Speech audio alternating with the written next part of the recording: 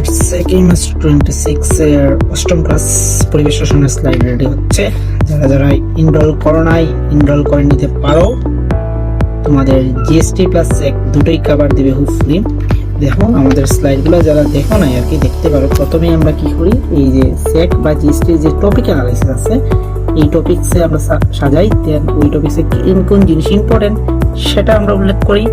দেন আমরা এই যে থিওরিগুলো আছে, থিওরি তোমরা অনেকেই জানো, বাট থিওরিগুলো এগেইন আবার আমরা অ্যাড করে দেই।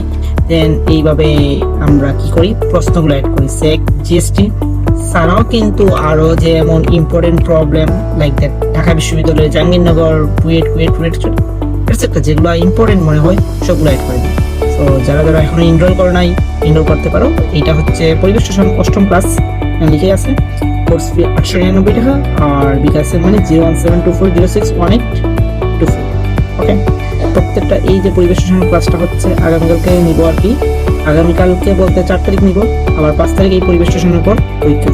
সো একটা অধ্যায় সলভ করবা, দেন ওই অধ্যায়ের পরীক্ষা দিবা, ঠিক আছে? So enrol second 26।